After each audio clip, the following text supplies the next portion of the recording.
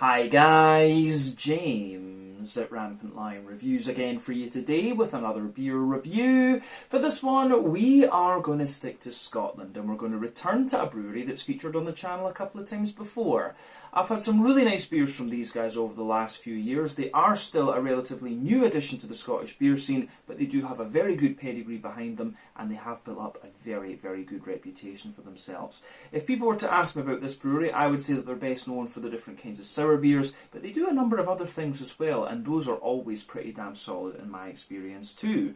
Now, the beer that we're going to have a look at today is a style that I have had from this brewery before, although it does have a few twists to it that I don't think I've had from this brewery yet, and not for a long time in this particular style category either. And it is supposed to be a really nice beer actually, and you know, these guys always pull off some pretty damn good stuff. So needless to say, I'm very curious to see what this beer is going to have in store for us. So hopefully it's another good beer. Hopefully it makes for an interesting review, and as always I hope that you guys watching enjoy my take on this one as well. So yeah, for this review then we are going to head up to Dundee in Tayside and we're going to have a look at another beer from Holy Goat Brewing.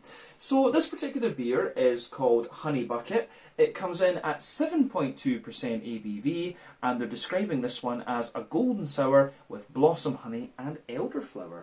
So yeah, this should be quite nice actually.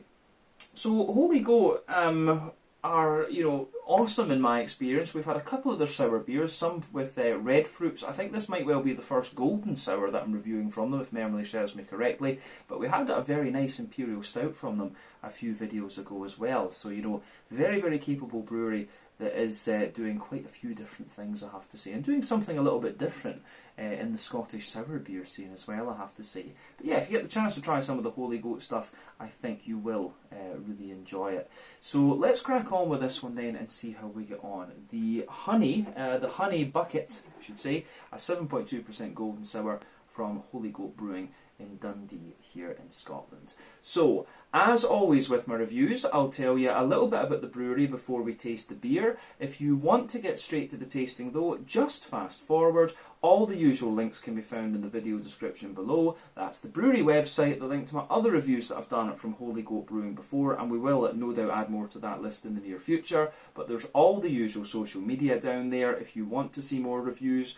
Do please consider subscribing to the channel. The support that you give is massively appreciated, and remember you can go into the channel homepage and search for beer using the geography tagging system. So just go in there, use the little search bar, put in your hometown, state, county, whatever you like. If I've reviewed beers from the area that you search for, they will pop up. Failing that, of course, you can check out the playlist of beers from different countries. You'll find this one in the Scottish playlist along with a number of other things, and we are adding to that quite regularly at the moment, I have to say. But yeah, let's go on to my brewery notes then, and I'll tell you once again about Holy Goat. And it has been quite a wee while actually since I've had one of their sour beers, generally speaking, not even just on the channel.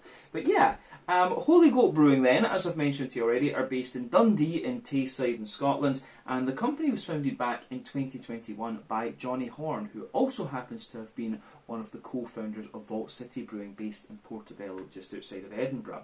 But Johnny is originally from Wales and he started experimenting with fermentation when he was about 15, and he later moved to Edinburgh to study a PhD in archaeology, but he said he ended up reading more brewing textbooks than archaeology textbooks. But he ran the University Brewing Society and he worked at Brew Store before he got a job brewing part-time at Hanging Bat in Edinburgh on Lothian Road. But this was where he really began to experiment with different sour beers and wild ales beginning back in about 2012. But during his time at Hanging Bat he met Stephen Smith Hay, who was also interested in setting up his own brewery, and they were soon joined by his partner Adele Wilkie. But initially they didn't think so much about kind of making money with their experiments. They were just brewing with what they called a glorified home brewing kit, and they were doing this in Stephen and Adele's kitchen, and they began brewing weekly back in July of 2018.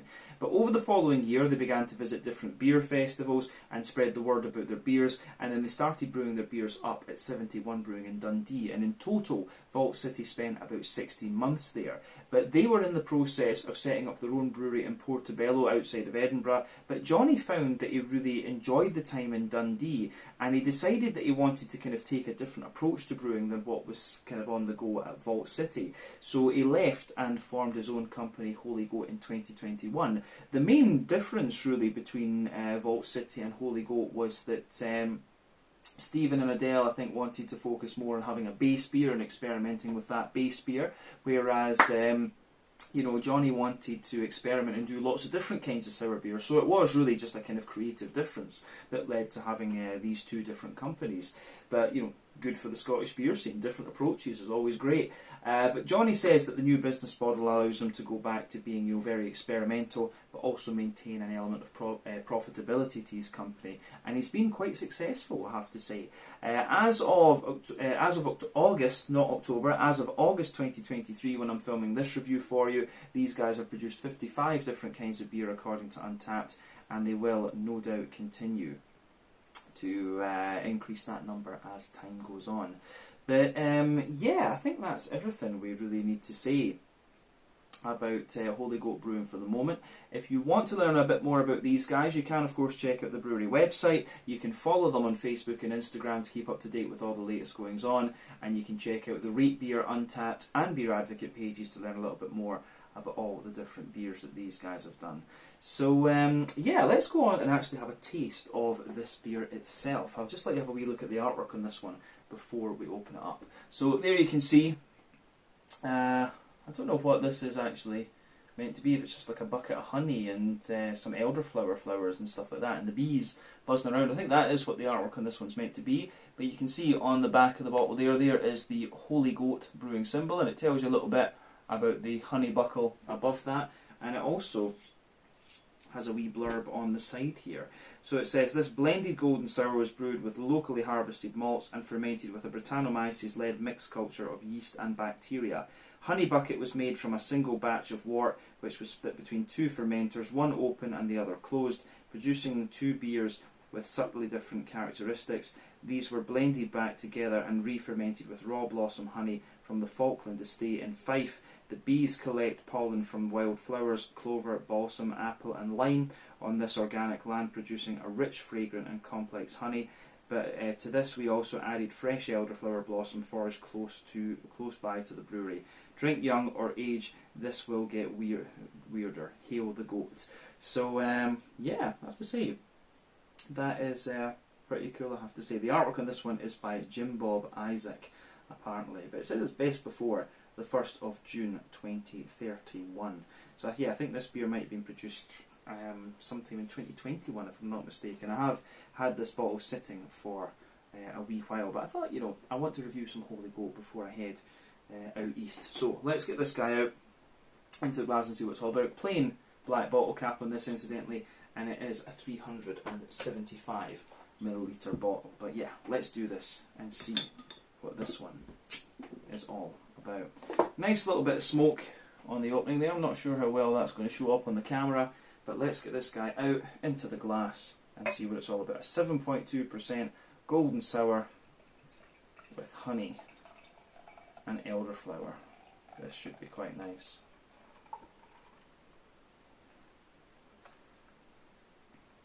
Ooh.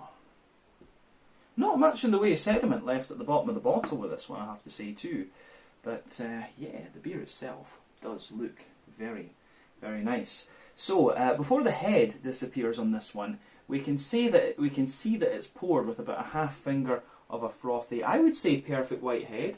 You can see some really nice kind of medium sized bubbles there on the surface of the liquid, and a few foamier ones just going above that. But you've also got a lovely kind of very bright, bright yellow mango juice type colour to this one, so that's quite interesting. Now remember, the colour of your beer depends on a few things. One, the type of malts that you use. This goes a long way to determining your EBC rating. Two, length of your wort boil is also going to play a role, because the longer you boil the wort, the more the sugars caramelise, and thus you get a darker colour of beer. Any barrel aging that you do or adjuncts you put into the beer will affect its colour too, but yeah, it's not often you have to care about those variables, but in these kind of modern sour beers like this, you do often have to care about those. So yeah, and quite a few of the things that Holy Goat do, the different fruits they use will be a big influence, and in this case I'm guessing the honey and the elderflower will play a little bit of a role. But there are one or two big bubbles sticking toward the side of the glass with this one, a few little ones going up toward the surface of the liquid there, and you can see there's just a little kind of foamy thing there sitting on the top and a nice little ring around the edge of the glass. But you can see this beer does have an element of natural haze to it. I have to say, it looks pretty great, I have to say, and kind of what you would expect. I was expecting a clear beer, I have to admit, with this one, but at the same time, you know, Holy Goat, you know, you can imagine these guys are probably not into filtering their stuff. You get more flavour out of it that way. So yeah, kind of what I expected, just a little bit, but a little bit different at the same time. I think that's fair enough. So yeah, let's have a wee look at the aroma of this one then and see what it's all about. This should be quite nice. Let's do this. Ooh. This is interesting. I mean, you can tell with this one right away, a lot of the aroma that you're getting out of this beer is very kind of, a lot of it's very subtle, and you're going to get more and more out of this when you actually taste the thing. I can guarantee you with this one, you're going to get more and more out of the, you're going to get more and more out of this beer the more it warms up and the more you go into the aftertaste. I think that's definitely fair to say. But yeah, I really like how that, yeah, I do really like how this one pieces together. That's to say that's a, you know, that's an understatement. But yeah, it kind of gives you everything you'd expect, to be honest with you. And you know, it's like a honey and elderflower type sour. It's got all of these elements to it. So let's just try and break it down. Let's just break it down and see what we're getting out of this then. So yeah, the backbone of the beer is obviously the lovely kind of smooth, oaky, woody barrel. So yeah, you can smell that in this one.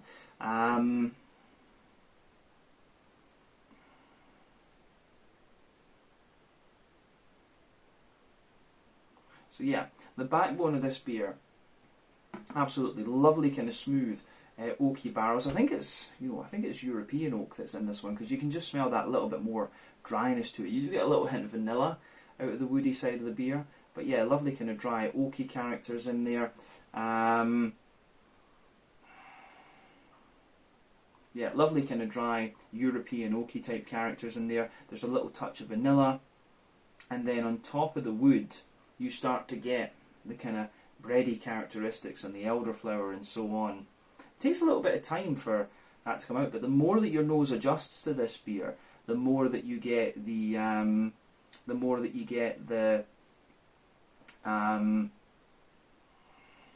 I say, the more that you get the elderflower. I think the elderflower becomes more and more prominent as the beer kind of warms up, but also as your nose adjusts to it. So yeah, above the wood, I'm getting a little bit of like a kind of fresh white bready bread crust. There's also a little bit of an almost like crackery type note to this one, and I find, you know, Brettanomyces gives you a little bit of this kind of woody character. It also gives you a little bit of cracker, and it also gives you a wee bit of bread, and you can kind of, it's quite distinctive for this one. I like to think that if I was smelling this one blind and I was asked what yeast it is, I like to think I would recognise that this is Brettanomyces for the most part, because yeah, it has that kind of woody type character to it, and I really got familiar with that thanks to Bräckeriet in Skåne, back over in Sweden. But yeah, you can smell that in this one, the bread crust, the fluffy white bread, and you've also got the you've got a little bit of an almost wholemeal brown bready character to this one as well, and the fluffy white bread, and it smells like the fluffy white bread is kind of, yeah, the fluffy white bread is kind of embedded into, is kind of infused with the elderflower. That's really nice how that pieces together actually. So yeah, quite a little bit of that just elderflower character kind of embedded in the white bread. It almost reminds me of like, you know, it almost reminds me a little bit of the smell of like pilau rice or something. Honestly, it's kind of like that. But yeah, above that, you're starting to get little bits of kind of sweetness out of the beer, like a Werther's Original butter candy, butterscotchy sort of thing. And yeah, the way that the beer goes together in that particular sense is really very, very nice. So yeah, lovely little bit of Werther's Original.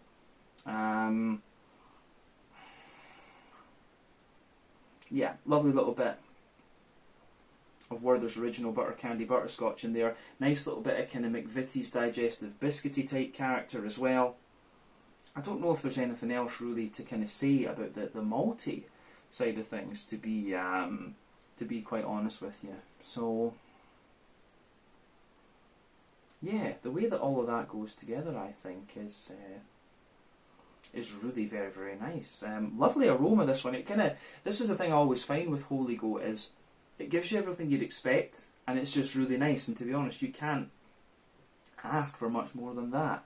So, on the kind of hoppy side of things with this beer, then, for me, it has a good little bit of you can smell that it's been hopped. It's quite obvious in that, but it's got a nice kind of it's got a nice mildness to it. I mean, you get a little touch of earthiness in there. You do get a little bit of herbal character, but at the same time, you've got a nice little bit of floral aromaticity, and you've also got some kind of wet, freshly cut grass and a kind of leafiness to the beer as well. So yeah, I really do like how this one is. I really do like how this one goes together in that sense, actually. But yeah, for me, I would say, I'd say the hoppy character just adds a little bit more depth, and it helps kind of promote the elderflower in the beer, I would say. So yeah, a little touch of earthiness, little touch herbal, nice kind of bright, more oily floral character. Then you've got a good little bit of a kind of zesty, more oily, grassy note coming out of it. So yeah, I do like how that pieces together in this one. That gets a thumbs up from me. Yeah, I don't know if we need to say more about the green component really. So let's go on to the kind of fruity side of things. For me, the fruity side of this beer, I'm getting a little bit of a kind of lemony, limey, citrusy zest out of this one. There's a little bit of like a dry apricot-y type note in there. Wee touch of like oily pear and maybe a bit of a fresh green apple. But yeah, apricot, oily pear, and then there is a little bit of that lemony, limey kind of note coming out of it, which you quite often find that with more bready beer.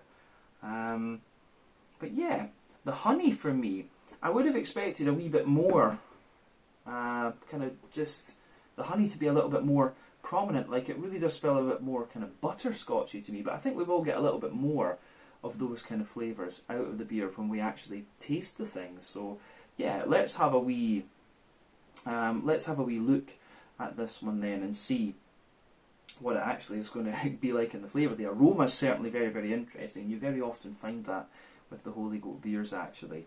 So yeah, let's, as I always say, take a bit of time just to enjoy the aroma of the beer before you get stuck into it. But I think we should have a taste of this one now and see what it's all about. So yeah, this is the Honeybucket, a 7.2% golden sour beer with a little bit of local honey added into it, and some elderflower from Holy Goat Brewing in Dundee in Tayside here in Scotland. Let's get stuck into this one. Slàinte, skål, cheers.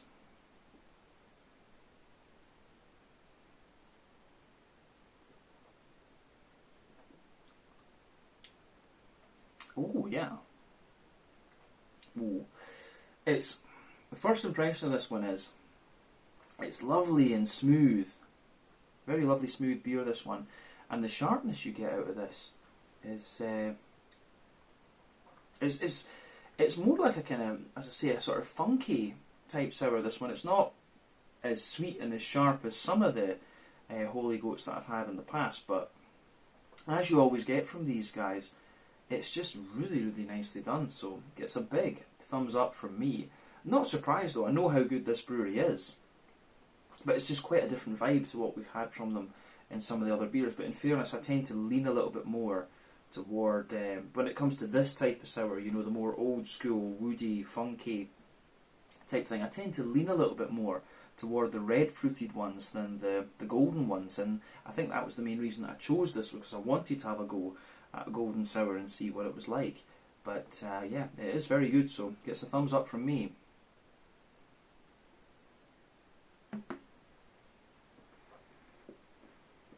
So, yeah. I think this is really nice. Again, I'm not surprised because I know this brewery. I'm really not surprised at how good this is. But yeah, it's another awesome beer. But let's do as we always do. We'll break the beer down. We'll describe it a bit more in depth as we always do. We'll start off with that middle third of your palate and go and take it from there. So the backbone of this beer, you've got that lovely, smooth, kind of dry, that lovely, smooth but slightly dry European oaky character there. Further forward on that middle third of the palate, you're getting a wee bit more of a kind of vanilla type character coming out of this one. I'd be very curious to go and see what Johnny's setup is in Dundee, because it feels like a kind of fodder beer, this one, but it works. It really does work. So yeah, you've got that woody base layer in there. And that, as I say, it gets smoother and kind of sweeter the further into the aftertaste that you go, and I like that.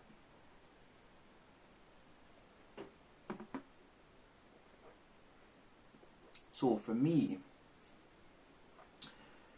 above the kind of woody layer, the further you go into it, you can feel the elderflower is interesting because it almost feels as if it's kind of infused into the.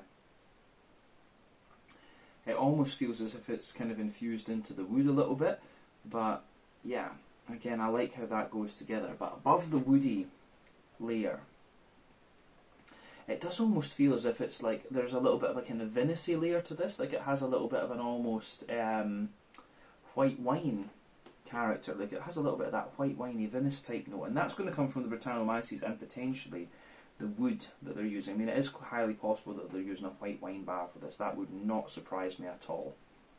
But yeah, above the kind of white wine, green grapey sort of layer, you get the bready notes out of the beer, and it's like a kind of fresh white bready bread crust that's there.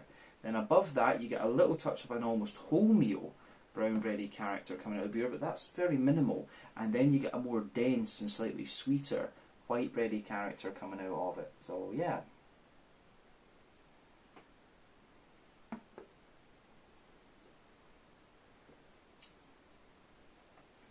So yeah, the way that goes together, I think, is really interesting. Yeah. On top of that, you have, on top of the white bready layer, you can feel the top part of that white bready layer. That's when you start to get some more of the elderflower. Like you can feel this sort of herbally elderflowery layer sitting on top of the white bread, and then you start to get the kind of brown sugary notes out of this beer. So the honey, for me, like, you can feel this kind of layer of kind of smooth oily honey just sitting on top of that.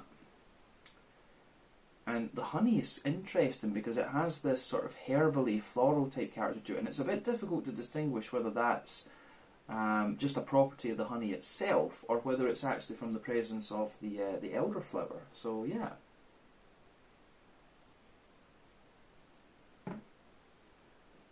So yeah.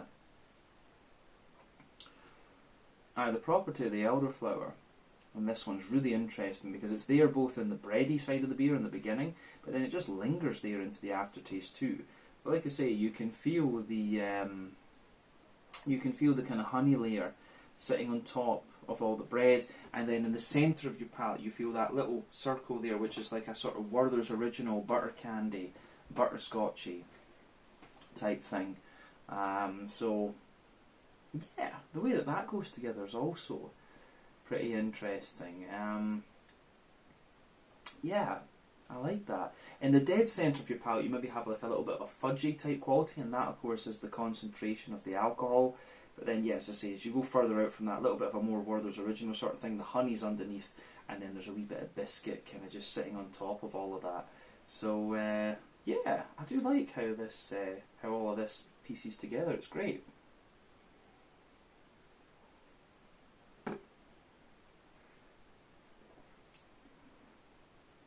So, yeah, I think that covers everything we need to say about the middle third of your palate in this beer. It's quite a straightforward beer, this one, but just the way the flavour progresses and things, I think, is really nice. And gets a thumbs up from me. So let's move on to the back third of the palate then. The border region between middle and back third of your palate, you get a nice little bit of a sort of bready build-up in there. You've got a kind of... You do have a little touch of a wholemeal brown bready thing in the base, then a white bready character above it. And then as you move into the back third of the palate, you can feel the general trend. As I've always said, sweeter flavours come out further forward on the palate, drier and bitter flavours come out further back. So you can feel that there's a little bit of a kind of drier, woody nature to the beer. You can feel the wood is just a little bit drier. Above that, you can feel the kind of white winey layers a little bit more kind of dry too. And then above all of that, you get the bread crusty note, and the bread crust is a little bit, again, drier, but then you've got the wholemeal brown bready layer, which feels a little bit lighter and more airy, then the more dense and slightly sweet white bready layer above that, which feels lighter and more airy, and then you can feel some of the, how would we say, you can feel some of the sort of honey, some of the drier aspects of the honey just creeping over the top of that, and then you start to get all the kind of Brettanomyces yeasty notes sitting above all of that, but it is really nice in that sense. So yeah, for me, I have to say, I do like that about this beer. Yeah. So the Brettanomyces notes then, for me, Brettanomyces always has this slightly more dense brown bready character to it. Within that, you've got a little bit of woodiness and nuttiness and things, and then it feels like it's wrapped in, it feels like it's kind of wrapped in honeycomb, actually. So yeah, the way that that goes together is really nice too. So yeah, dense, wholemeal brown bread, a little bit of woodiness, a little bit of kind of nuttiness in there, and then wrapped in honeycomb. I think that summarises the yeasty component that's sitting on top of the back third of your palate there. But definitely, back third of the palate, you can feel the flavour is taller, then as you move further forward into the middle third of your tongue, it just kind of condenses down and squashes together that little bit more. And then, yeah, all of that goes together really nicely. So, back corners of the palate, you've got a nice little touch of earthiness in there. So we'll go on to the green component of the beer. Now, and as I said, this one does have hops in it. It's quite obvious. I'd be curious to know what hops actually. It feels a little bit German actually, kind of noble characteristics. So yeah, in the back corners of the palate, you've got a nice little bit of an earthiness in there, but very smooth earthiness and quite bright. As you move further forward from that, you've got a little touch of just herbal character, which I think is great. So yeah, lovely little touch of herbal character. Then as you push further forward toward the,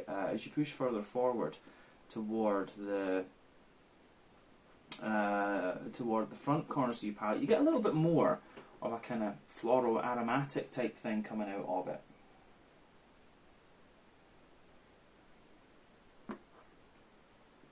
So yeah, a little bit more of a floral aromatic sort of thing there.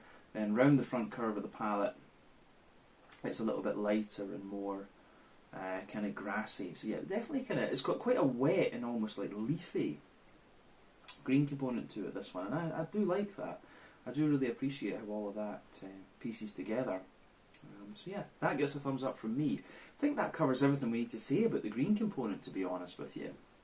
So yeah, let's look at the front third of your palate then. The border region between front third and middle third of your palate, again you get a nice little bit of bready build up in there. You can feel there's a little bit of a wholemeal brown bready character in the base, then the white bready character above. But yeah, the base of that front third of your palate, you can feel the woodiness is there. It feels very, very smooth, the woody character in there. A little bit of the white wine character sitting on top of that. And then you also have that little bit of,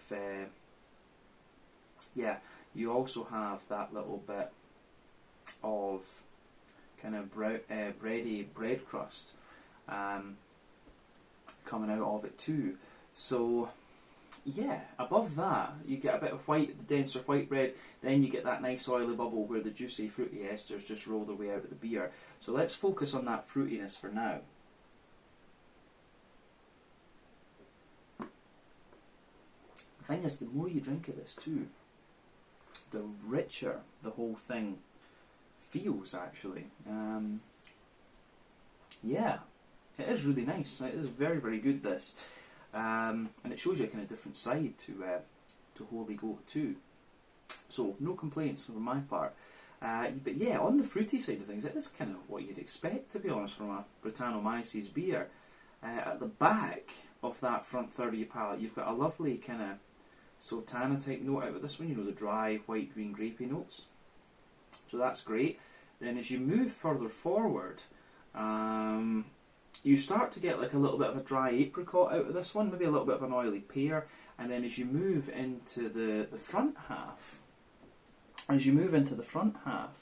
of that front third of your palate, you get a little bit more of a... Yeah, you do get more... You get more of a kind of almost, I get a slight like gooseberry note out of this one. I wouldn't be surprised if there's a wee bit of Hallertau Blanc in this one, actually, come to think of it. That's a higher alpha acid German hop. But I would not be surprised if that's in here, because I'm getting a little bit of that gooseberry, white, green, grapey sort of thing on the front half of that front third of your palate. So yeah, back half, as I say, the fruity notes for me, back half, a little bit of Sultana, you know, dry, white, green grapes. As you move further forward, apricot, a little bit of pear on top, and then it's a more kind of gooseberry type note further forward, but there is a wee touch of like a lemon limey sharpness just behind the very front tip of your tongue. So yeah, the way that this beer goes together in that sense, I think is really, really very nice. So that gets a big thumbs up from me.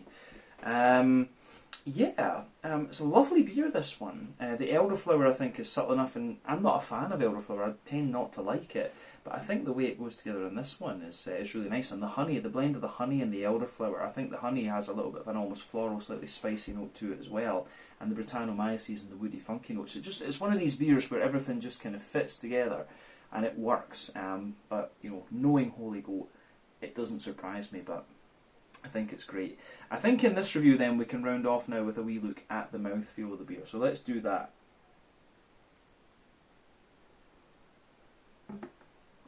So, for me, mouthfeel wise, this beer,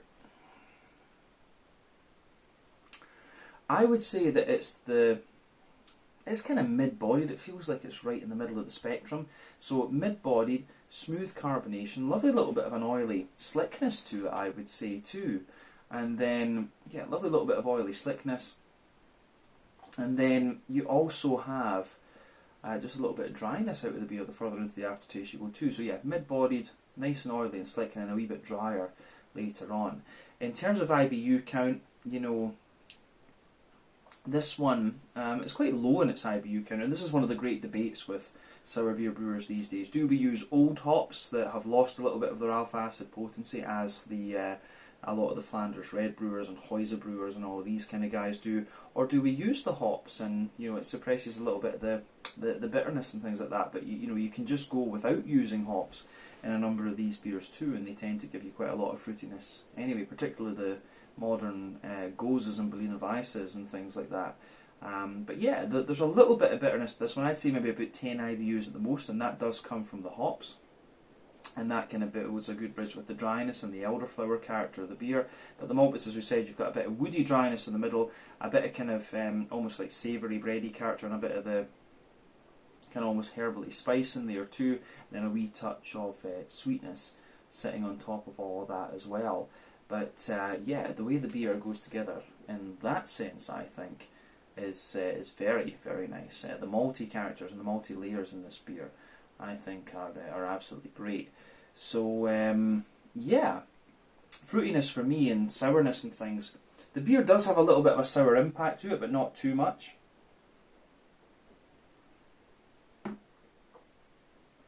So yeah, it does have a nice sour impact to it. As I've always said, for me, a good sour beer is one that gives you that little bit of sour impact, then mellows out really nicely. And this beer absolutely does that. You get that sharper bit just behind the very front tip of your tongue, the sharp citricy sort of thing, and it just mellows out beautifully and gives you more woody and slightly kind of spicy notes. And yeah, the way that works together and goes above the sweeter side of the malt base is really, really nice. So yeah, bit of dryness underneath, the breadiness in the middle, and then the kind of sweetness on top of that. I think it goes together really well. And then there's just a little bit of hoppy bitterness to the beer, as I say, like 10 IBUs at most. I think, as I said earlier, this is one of these beers where just everything fits together and it goes together very nicely. But that's quite often what you find with the Holy Goat sour beers, just based on previous experiences. But yeah, I think that's everything we need to say about this one. So yeah, this was the Honeybucket, a 7.2% ABV, honey and elderflower, golden sour beer from Holy Goat in Dundee and Tayside here in Scotland. Another very, very positive experience with this brewery, but at this point I am not surprised. So yeah, let's leave it there. Once again, thank you for watching my beer reviews. Until the next time, please like, subscribe, share, all the usual YouTube stuff. Let me know your own thoughts on this beer in the comments section below. Let me know what your favourite beers are from Holy Goat Brewing as well, and we will no doubt return to these guys again at some point in the very near future. But until then, check out my social media, check out their social media, and I'll see you guys very soon. Slàinte, skål, and cheers.